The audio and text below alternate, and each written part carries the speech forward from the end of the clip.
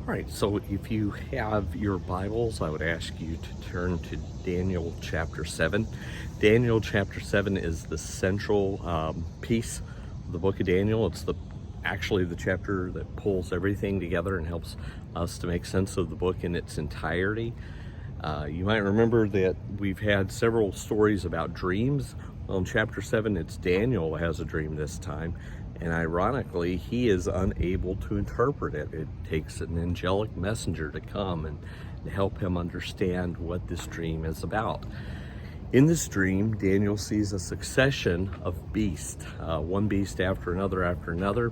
These each represent kingdoms, oppressive kingdoms that persecute God's people.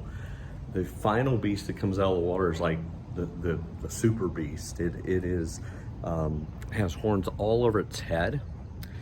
These horns are symbols of kings, and then it has a horn that exalts itself above all the other horns, all the other kings, and it begins to persecute the people of God. But also within this dream are not only these beasts, but one called the Ancient of Days, which is God, and the people of God, which are symbolized by someone called the Son of Man, who is in some ways both the people of God, and he's also their king. And so this king represents his people and stands in for them. And God, in this dream, destroys these demonic kingdoms and sets up his own kingdom with the Son of Man reigning as head of that kingdom forever and ever.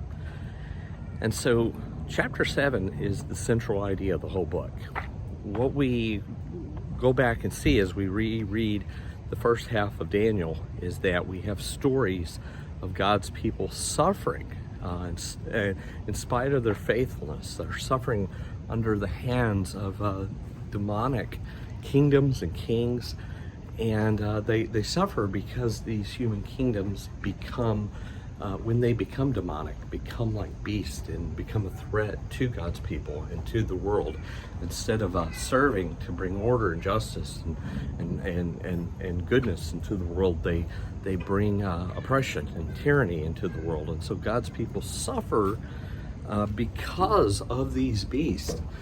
And what Daniel chapter 7 is encouraging God's people to do is to remain faithful in spite of all the evil and the suffering that they are experiencing in the world. And with the promise that someday, take a look at that is so neat. Someday, God's reign will fill the world and evil will be conquered and be no more. But the question is, how long? How long will it be until God's reign is finally realized? Well, that's what the second half of the book of Daniel is about. It's about an attempt to answer that and to give us some clarity about how and when God's reign will come into its fullness. Just take a look at this. We're inside the boxcar. Pretty neat. Not a boxcar, but a passenger car. What I want to just encourage you to think about as you pray and meditate on Daniel chapter 7 is that the forces of evil in this world, though they seem invincible, though they seem like they'll last forever, and though they seem like seems inevitable that evil will just keep going and going and going, the one called the Son of Man has already come, and he's participated in our suffering. He himself suffered under Pontius Pilate, under one of the evil, wicked kingdoms of this world, and he overcame that evil by his suffering, by his death, and he reigns forever. And he calls us to follow him and to be a servant people who confront evil, not fighting fire with fire or hate with hate, but fighting evil with love, with holiness, and with faithfulness to God.